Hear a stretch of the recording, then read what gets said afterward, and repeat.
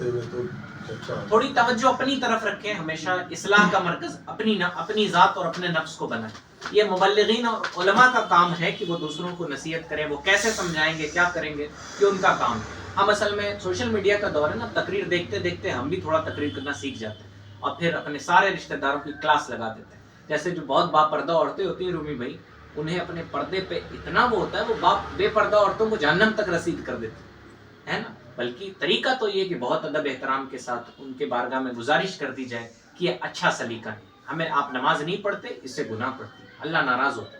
تو بہرحال اسی طرح رمضان کے روزے بھی ہیں.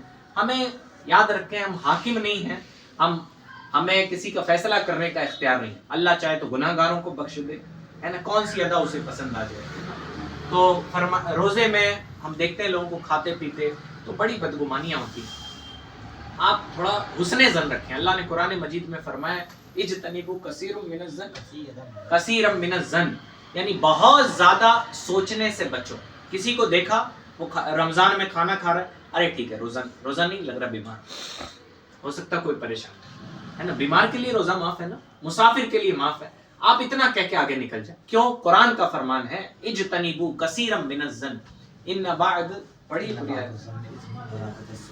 ہاں فرمایا اللہ تعالیٰ نے قرآن مجید میں ان بعد الظن اسم، یعنی بے شک کچھ سوچ جو ہے وہ گناہ ہوتے. ولا تجسسوا، اور بہت زیادہ ٹوہ میں نہ رہو دوسرے کہ دوسرا کیوں نہیں کر رہا ہے، کیا نہیں کر رہا ہے، کیسے نہیں کر رہا ہے.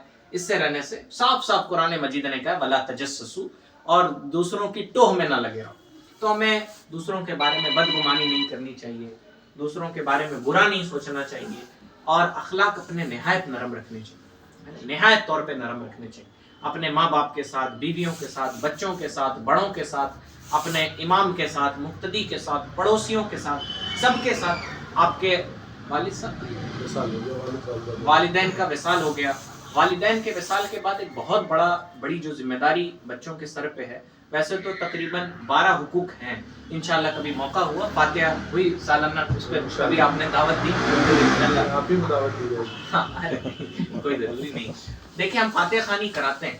جیسے زندگی میں ماں باپ کے حقوق ہیں نا، ویسے انتقال کے بعد بھی تقریباً 12 حقوق ہیں ماں باپ کے جو اولاد کے ذمے پہ. اس میں سے ایک اہم ترین حقوق میں بتا دوں، تاکہ ابھی رشتہ داروں کے بارے میں نے بتایا نہیں. نبی نے فرمایا جو رشتے کاٹے اس سے رشتے جوڑو. صلہ رحمی کرنے کا حکم فرمایا، رشتے جوڑنے کا. اور فوت شدہ ماں باپ جو دنیا سے چلے گئے، مرحومین ہیں جو، ان کے رشتہ داروں کے ساتھ اچھا سلوک کرنا یہ اولاد پہ ماں باپ کا حق ہے. یعنی کبھی چچا آ گئے تو خوش دلی سے ان کا استقبال کرنا، ضیافت کرنا، ناشتہ پانی جو بھی آپ کی وسعت ہے. اسی طرح ماں کی سہیلیاں آ گئیں، باپ کے دوست آ گئے، ماں کے رشتہ دار آ گئے، تو یہ اولاد کے اوپر ماں باپ کا انتقال کے بعد حق ہے کہ ان کے ساتھ اچھا سلوک کرے. ورنہ دیکھا یہ جاتا ہے کہ بچے اپنے چچا کے بارے میں نہیں جانتے. پتہ چلا بچپن میں انتقال ہو گیا، کبھی آنا جانا نہیں ہوا. بلکہ جو ناراض بھی رشتہ دار ہیں، ضروری نہیں ہے، وہ فارسی کی ایک کتاب ہے ابتدائی، اس میں لکھا ہے کتا کاٹے تو اس کو کاٹا نہیں جاتا دوا، اپنا جا کے علاج کرا لیا جائے. تو اگر رشتہ دار ہیں، تھوڑا سا ہوتا ہے کبھی کبھی رشتہ داروں کی طرف کی کمیاں ہوتی ہے، ہمیں قدم آگے بڑھا کے ان سے میل جول کر لینا چاہیے. جیسے آپ چلے گئے ملنے کبھی کبھی، ٹھیک ہے وہ لوگ نہیں ملنے آتے تو یہ بدلہ نہیں ہے، یہ نیکی ہے. نیکی میں بدلہ نہیں دیکھا جاتا کہ رومی بھائی میرے گھر نہیں آتے.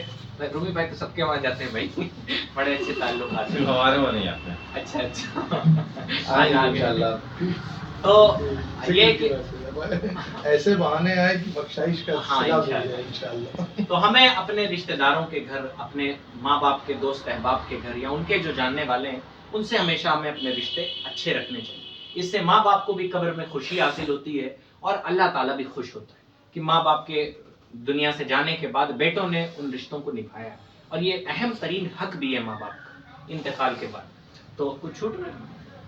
تو اللہ تعالیٰ ہم سب کو قرآن مجید پڑھنے، نمازیں پڑھنے اور نیک اخلاق کے ساتھ زندگی بتانے کی توفیق عطا فرمائے. جیسے تعلیم